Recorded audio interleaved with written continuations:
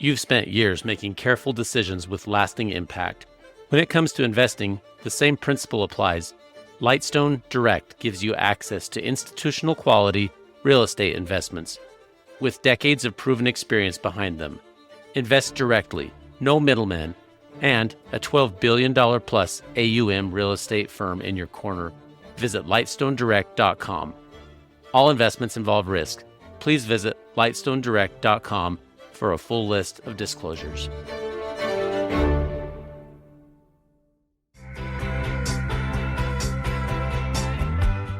This is the Doctors Making a Difference podcast, living with metastatic cancer, highlighting patients, doctors, and researchers who are fighting to win against cancer. Today, I am delighted to welcome two guests. Often we just have one guest on this program, but I'm very excited to have both Mr. Joel Horowitz and Dr. Gina D'Amato. Those of you who are regular listeners to the podcast can go back few episodes and see another episode with Dr. D'Amato. She is a top-notch researcher working with solitary fibrous tumor, and she leads a research team, and I encourage you to listen to that episode. It's fascinating information, and the work that they're doing is incredible. Mr. Joel Horowitz is both a patient and an advocate. He's become a sponsor for a lot of the research that's being done, and I'm just so excited to connect with both Dr. D'Amato and Mr. Joel Horowitz. And so Dr. D'Amato, we've heard your introduction on the previous podcast, so I'm going to refer people back to that as far as an introduction. Mr. Horowitz has given me permission to call him Joel. Joel, would you mind introducing yourself to our audience and tell us a little bit about your journey? Hi, good morning. As you know, my name is Joel Horowitz. I was brought up in middle class. I started a true e-commerce business. I started in my garage in a house in Vermont, but that was primarily just selling retail. I then moved and came back to New York City, my home, and I was on a famous street in New York City called the Bowery. On the Bowery, whatever I do, I try to do with passion, just like we're trying to do with our business right now. So I ran a business. I worked very hard, never worked a day in my life because I love what I did. Same thing what I'm doing with SFT right now. Everything went well for me. And as I was selling some property in New York, I found out that I had SFT. That was in 2018. I worked with a doctor at MSK. They were great. They were very helpful. When I decided to spend most of my time in the state of Florida and go on medication, the doctor said to me, I have a great doctor in Florida near where you are who I think you should be involved with. I have a doctor at Sloan, a friend who's a director. Sunday morning at 9:30 in the morning, she called her other doctor at Sloan and had a discussion. Sunday morning at 9:30, I'm playing golf. She's out talking to another doctor working about Dr. D'Amato and what we should do. I then started with Dr. D'Amato. I realized who she was. She was the shining star. She was going to make things happen, change it. She had all the qualifications that were great. We got involved. We started our initiative. And that's where we are today. Oh, wonderful. And I love the passion that you speak with. Not only did you have this problem, solitary fibrous tumor like I have and like a lot of people have. It's a rare cancer, but we're kind of a network of people that have this. But you not only had it, but you said, hey, we're going to do something about this. Find an expert and connect them with funding and resources so that we can find better answers for this disease. So thank you. And Dr. D'Amato, would you give people just a little brief introduction? I know we'll reference them back to the previous episode, but just, how long have you been there? Where do you work and what research team you lead, just so people are kind of on the same page? Yes. So I am at Sylvester Comprehensive Cancer Center, University of Miami. It's where I did my medical school and residency training and was on faculty in various institutions and came back here about 18 years later after I left. And I've been here for close to 7 years now. I am the clinical lead of the Sarcoma Program, and I work closely with the researchers at Sylvester. We have several researchers that are clinicians, but also just physician scientists that work in various aspects of sarcoma research. That's awesome. Well, and again, I encourage everyone listening to go back and listen to the episode with Dr. D'Amato earlier this year. Fantastic team and excellent work, and just such a drive and such a initiative. And that team, it sounds like, is just dynamic. And my oncologist, I see an oncologist at the Huntsman Cancer Center in Utah, trained with Dr. D'Amato, and I was delighted to make that connection. Like, hey, not only is Dr. D'Amato training her team in Florida, she's spreading that expertise out throughout the United States, and then hopefully that impact will be worldwide as people get on board with so many of these treatments that are being worked on. So anyway, thank you for what you're doing. It's amazing. Thank you. Actually, after the podcast, Dr. Fiora listened and she reached out to me. So it was very nice to come full circle with that. Yeah, it's so cool. One of the big updates, one of the reasons we are doing this today is there's some updates that have happened as far as the research initiative, the Horowitz Foundation, and there's just a bunch of stuff that it's worth everybody knowing about. Physicians that, you're going to come across different types of sarcoma, and if we can find registries and places where people can turn for information, it's super helpful. This is a rare cancer, and so the more people who know about this, the more people who are tuned into it, and then those resources can be thrown to patients as they come along. So Dr. D'Amato, would you mind just kind of starting out, tell us a little bit about what's going on, and then we'll get Joel's take on it as well here. So go ahead, Dr. D'Amato. Yes. So to recap, Mr. Horowitz was very enthusiastic. He was an excellent patient. He came to me from Dr. Cohen at Sloan Kettering. Thank you.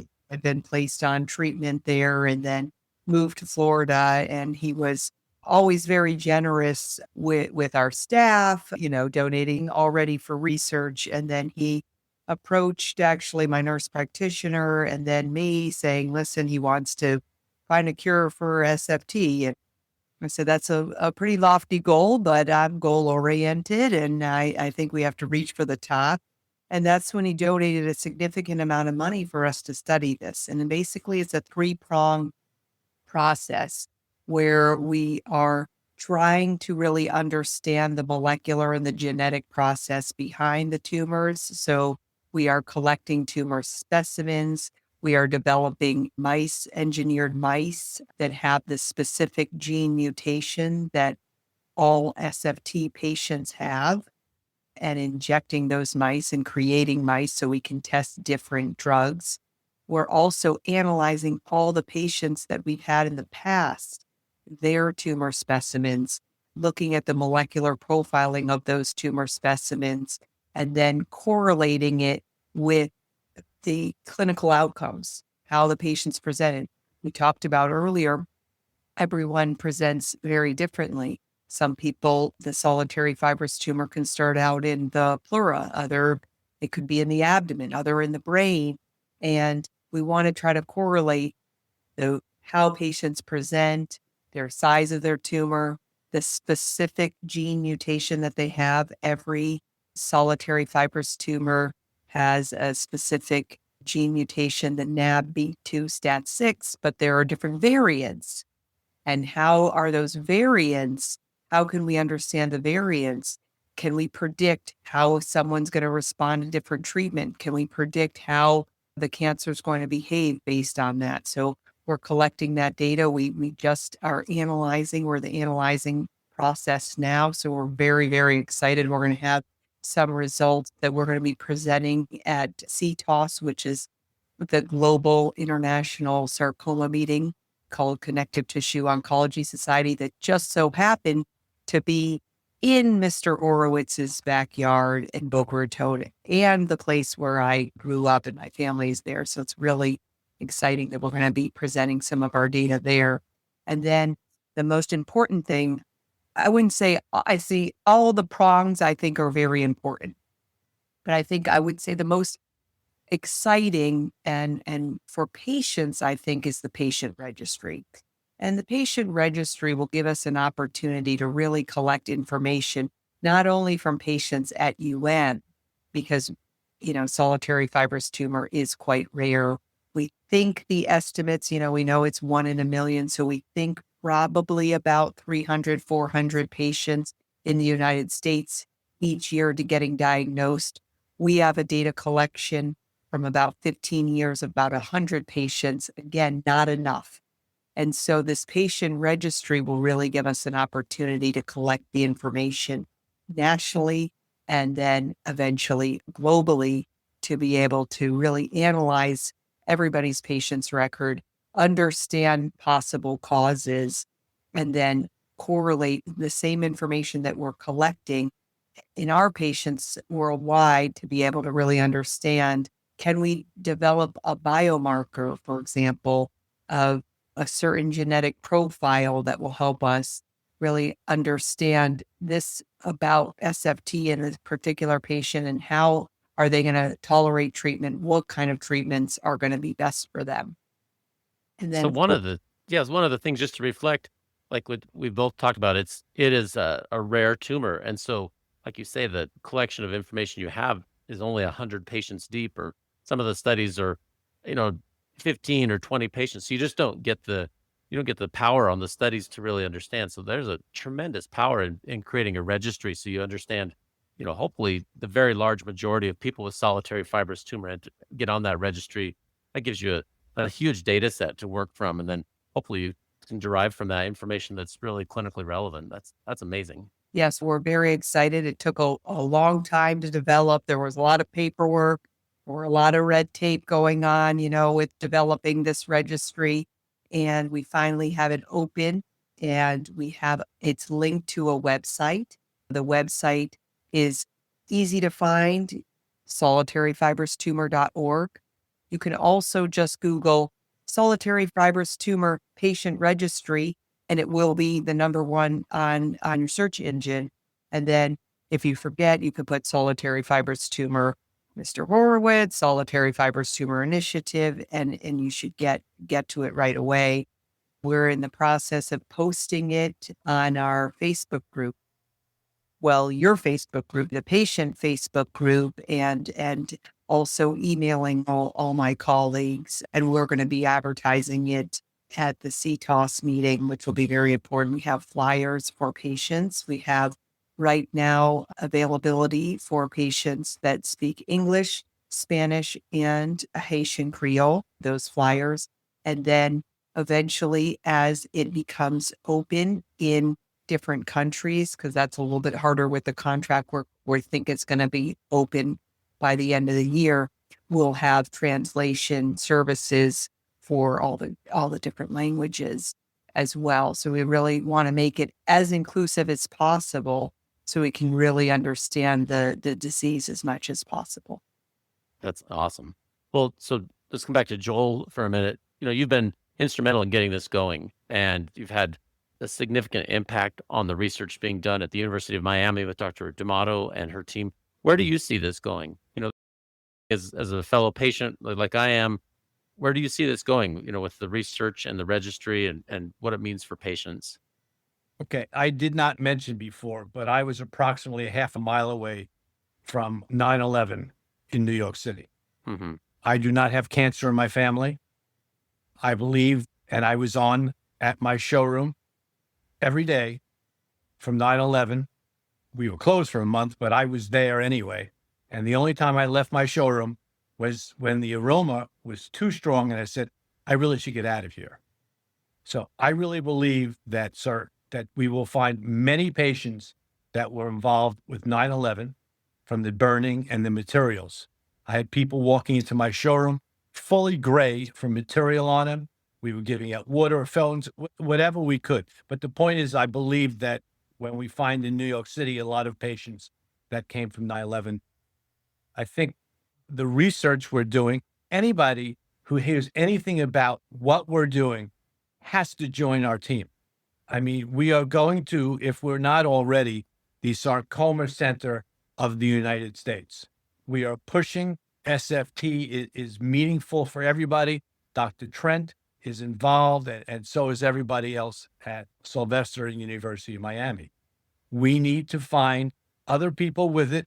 We need to get contributions. We need to get sources. We need to get tumors and everything that we can. But it will now start to happen, because if we get it through to enough people, we will get what we need. So down the road with our engineered mice, we will hopefully be able to start a trial. we are going to become, if we are not, the sarcoma center of the United States. I love the vision. And the other thing is that as a patient, one side of, I'm a doctor, so we deal with the clinical side all day and the probabilities. And then as a patient, when you think like, well, what does this mean for me and for my family? Like, it means everything. I mean, it's more than just like this theoretical good idea. Like, this is my life. I mean, and I think We're going to change your life. We're going to make a difference. We have the dream team. Okay. They are all working on it. We're going to become where you want to go if you have SFT and sarcoma.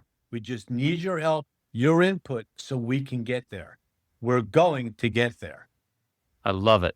Well, and I think that's maybe a good call for, for physicians, those who are listening to this, like maybe you've never heard of solitary fibrous tumor. It's a rare type of sarcoma, but you're probably going to come across somebody somewhere that has it. And the more people that know about it, the more people get directed to this registry and this group of information that can really be helpful. If you're a patient listening, like I am a patient, this means everything. You're not just this forgotten statistic.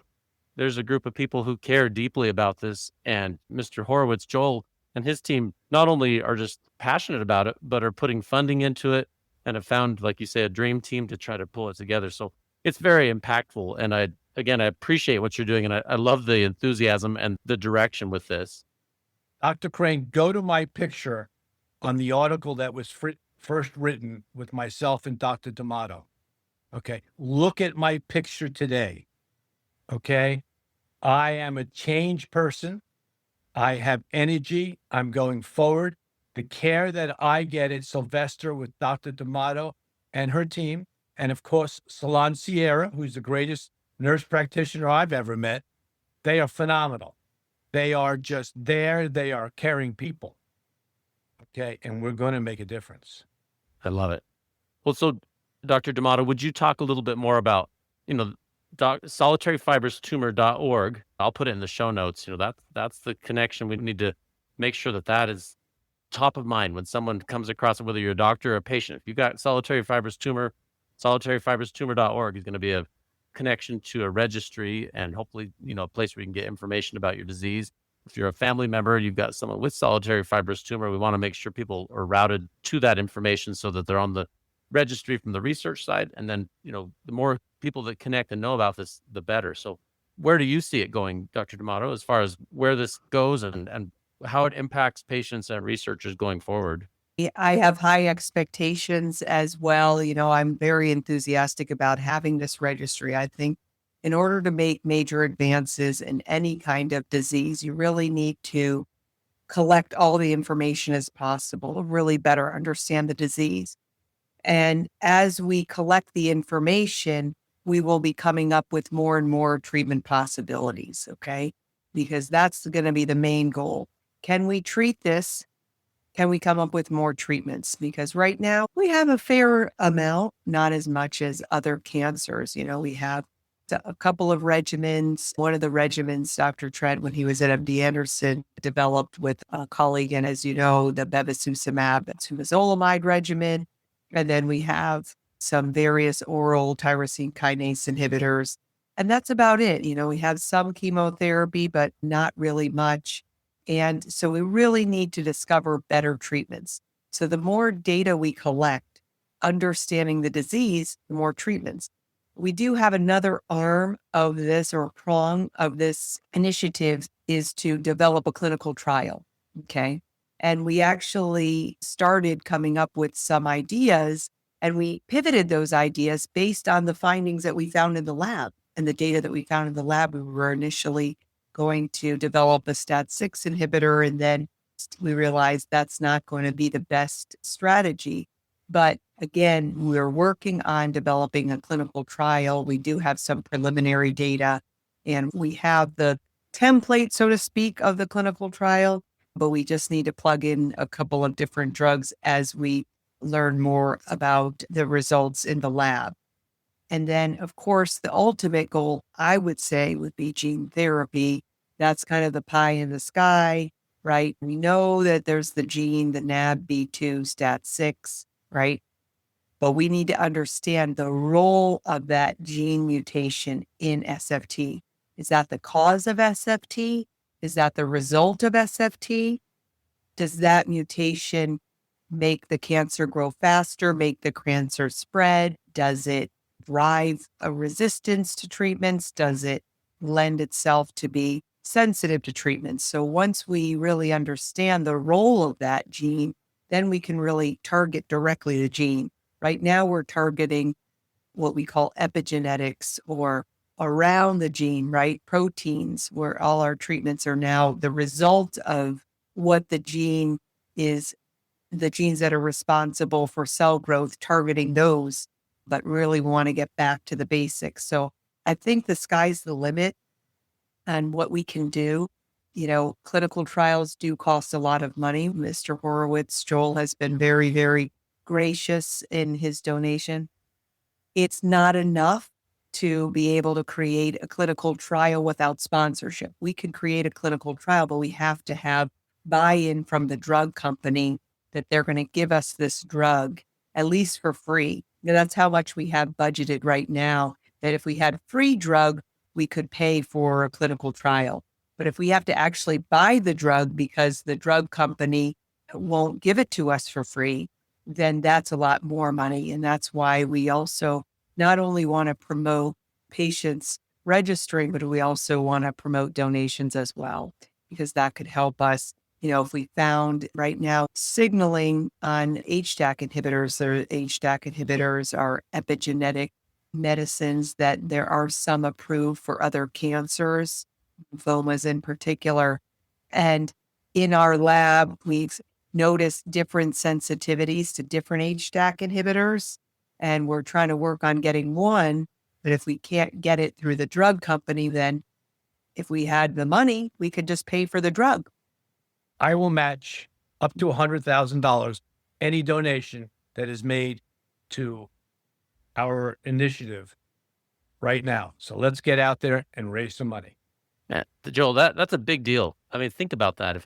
If you're a person that has some resources, or you're tied in with people, or your family members, this is a cause that is worth supporting. And Joel Horowitz is saying, not only do I encourage you to do it, but he'll match it up to $100,000, and that moves the needle a ton. It moves it a tremendous amount.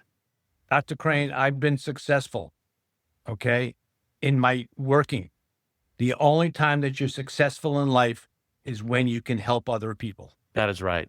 To say that you're going to match 100,000, it's Well, just so Chris, I can't help it. My thoughts are all over the place now. No, kidding. Anyways, it's just endless amounts. Other things that we want to do with the initiative. So right now in the registry, we're collecting patient information. As Mr. Horowitz said, he was exposed to 9/11, right? What are the other patients have been exposed to? Can we try to find causes? And if we find causes, we can find some genetic links, right? Are the mutations related to the causes? Can we even prevent this? But also, really, if we find some causes that may help us in the lab as well. So we want to collect clinical information, which we are, but then really we want to be collecting the patient samples. And collecting the patient samples, that's blood, potentially hair, and tumor specimens, so we can really better understand that. And that's costly as well, to not only collect it, but then run the experiments. So we have it in the budget to be able to collect the information, but then in the future, to run those experiments, we will need some more funding for that as well. But we haven't set up the infrastructure to be able to do it. So we're really excited about that. We don't want patients to have to spend any money. Okay. So we are, if a patient gets connected with the registry, we will send them the kits or whatever they need to do to be able to send their specimens. They can come to visit us as well. So we really want to make it as friendly and free for patients. We don't want them having to spend money on this, especially with the financial burden of having cancer is so high. And so that's all part of it. And that's from the generosity of Mr. Horowitz.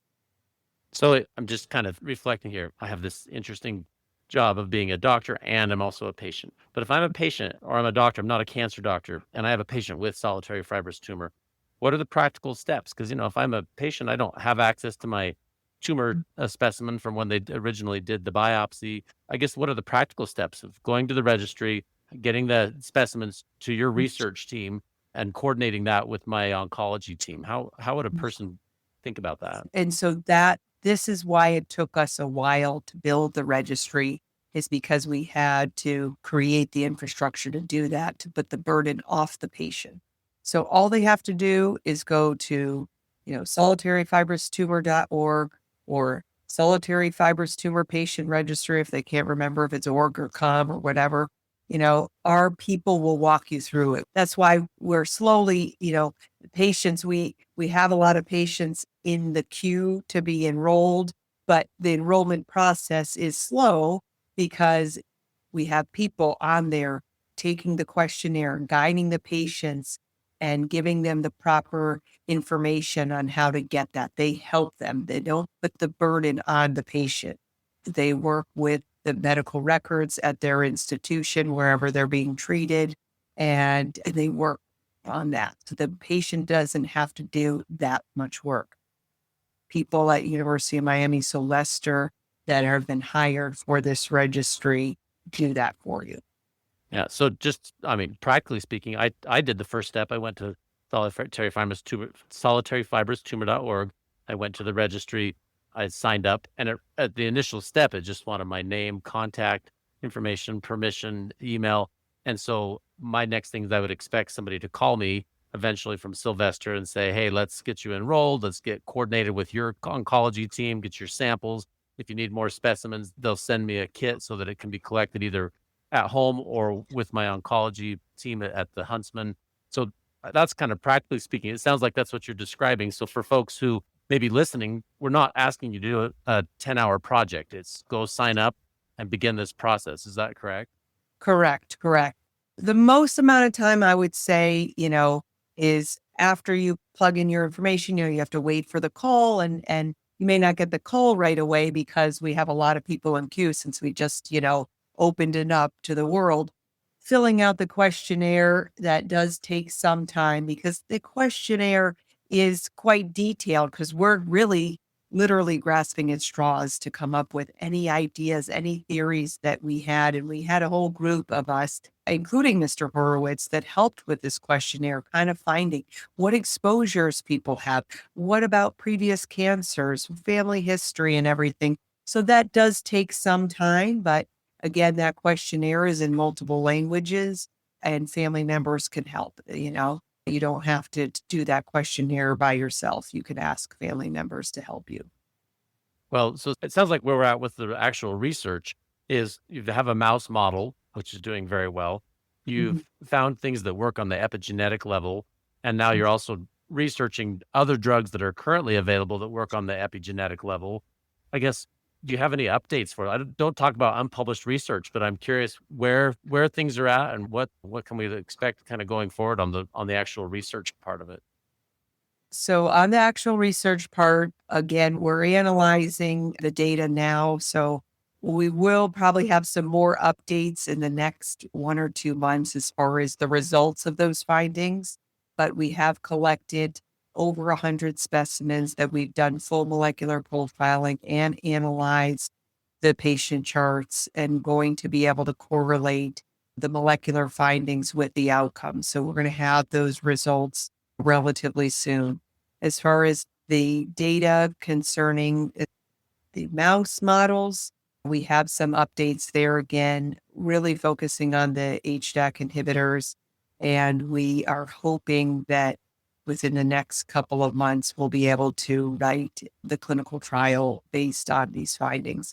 As we're looking at it, we just bought another library of drugs that we're analyzing as well. So, you can buy these drug libraries basically that they're high output, high through, I can never pronounce it, but it's like a high through output, and you put the cell in, and then it'll give you a list of drugs, and you can buy the library. You can buy 500 drugs. You can buy 9,000 drugs. So we just got the biggest amount. And so we're going to be analyzing that data as well.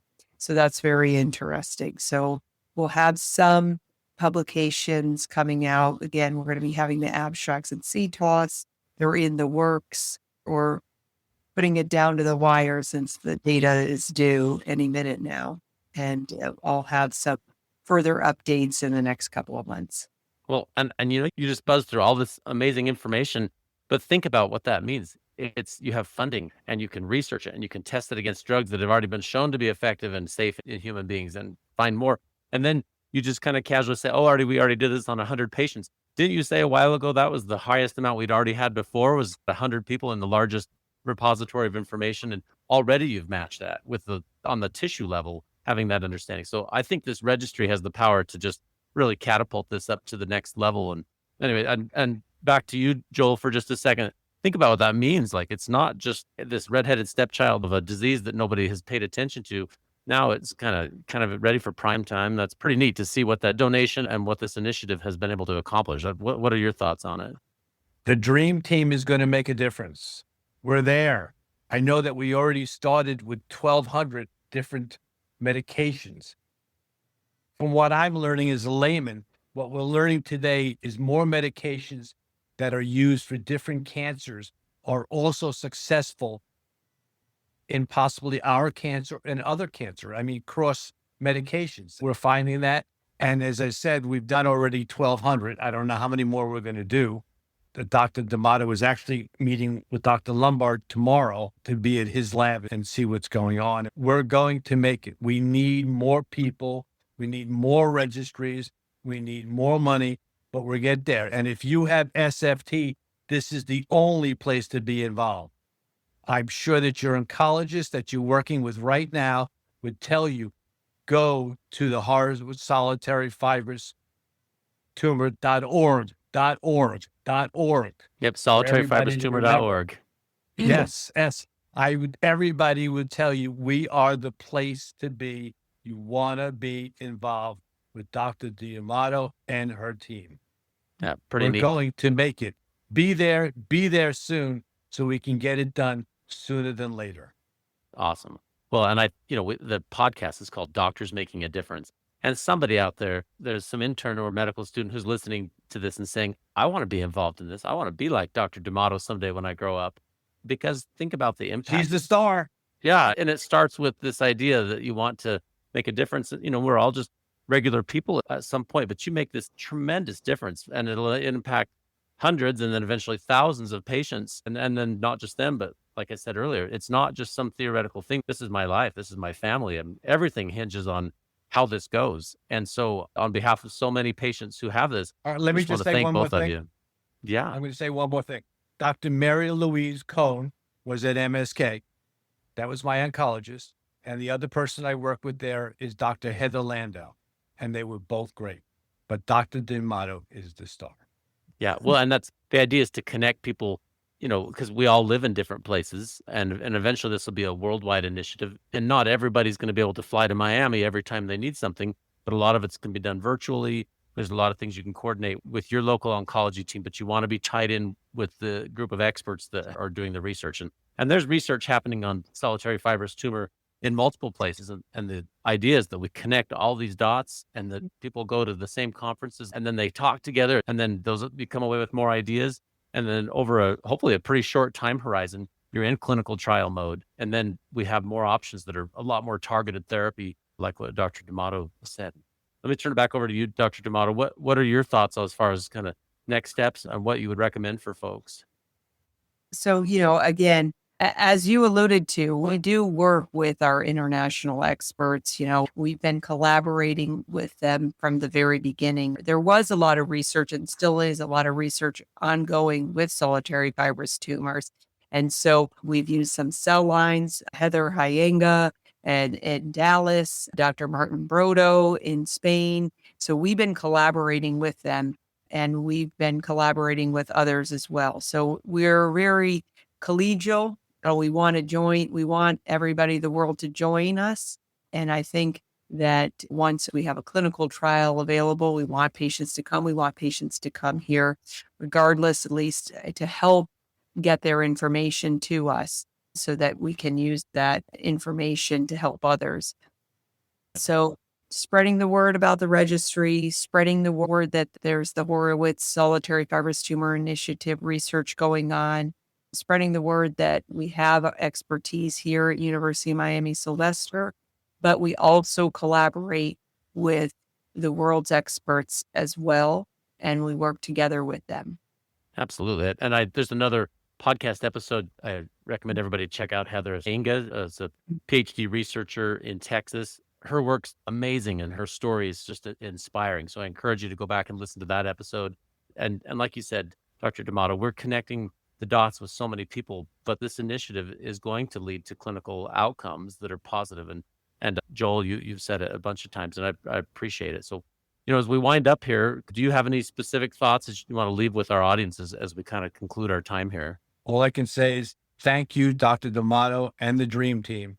You're going to make a dream come true and save hopefully many lives in this world. Thank you very, very much. Yeah, I echo that very much. Dr. D'Amato, I'll give you the last word on this. Any final calls to action or things that you would emphasize to our listeners? I mean, so many things, but number one, thank you to Mr. Horowitz. He's a dream come true. My mentors along the way have been leading experts, and one of the mentors, Dr. Caden, who diagnosed me with lymphomatoid papulosis, he had the registry for lymphomatoid papulosis. Then he hooked me up with another mentor, Dr. Logren, who had the registry for LGL leukemia. And now I get to live my dream of having a registry of a rare cancer, and that's solitary fibrous tumor. And that's thanks to the graciousness and the drive of Mr. Horowitz to be able to give us the funding to be able to develop this. And I think hope is the most important word here, and that we are now giving hope to patients with solitary fibrous tumor across the world. We're giving hope to sarcoma patients across the world, and we're giving hope to cancer patients across the world, because not only are the findings that we're going to discover going to help patients with solitary fibrous tumor, but I think the way we're doing this approach, the way we're able to analyze the data, should be taken to other cancers as well. Okay. And then also we could discover different things as far as helping other cancer patients as well. So, I mean, it's really just profound thanks to Mr. Horowitz, profound thanks to Sylvester and my dream team to be able to give us this opportunity. I don't do laboratory research, but I know the smart people that do it, Dr. Lombard, Dr. Dwan, Dr. Hornet, Dr. Trent, and Rosenberg. They're all part of the dream team, and I'm very grateful to them that they stepped up when Mr. Horowitz came up with this idea to fund us, and they stepped up and had excellent ideas on how we can move the needle forward. So very, very extremely grateful. So I would say grateful and hopeful. And thank you to you, Dr. Crane, to give us this platform to be able to spread the word. This is a really special podcast, and I really thank you for the opportunity, and full credit to you to be able to help us spread the word. Well, thank you so much. I just want to emphasize the last couple of things here. Go to solitaryfibroustumor.org. Check it out. If you're a doctor, put that down in the back of your mind that if you have a patient with this, they need to be a part of that registry. And then the second thing is Joel Horowitz just made a commitment on this podcast right here. If you donate, or you have someone else, a family member who wants to donate on your behalf, he'll match those funds. And that makes it so that we can do clinical trials. And it's not just theoretical at that point. We can actually do it. And anyway, I appreciate it, both of you, so much for your time. Thank you. Thank you, Dr. Crane. Thank you, Sylvester, for letting this happen. Thank you, Dr. Neimer, for being involved in letting this all happen. Thanks for tuning into the Doctors Making a Difference podcast. And thank you for what you do to help your patients and your community. Your work truly helps so many people. We produce this content to help you have the tools you need to stay in medicine and to highlight the amazing work being done by physicians around the world. Please note that while I am a physician, and many of the guests on this program are also physicians or other professionals, the discussions on this podcast do not represent my employer or any professional organizations to which I belong. This podcast is for your information and entertainment only, and should not be taken as professional advice. You should seek appropriate professional advice pertaining to your own situation. Please check out more of our content on our website, doctorsmakingadifference.com. Also, please follow, like, or subscribe on your podcast player or YouTube channel and give us a 5-star rating. It really helps to spread the message. Finally, if you'd like to be a guest on the podcast, or if you'd like to nominate someone else to be a guest, please visit the website or email admin@doctorsmakingadifference.com. See you next time.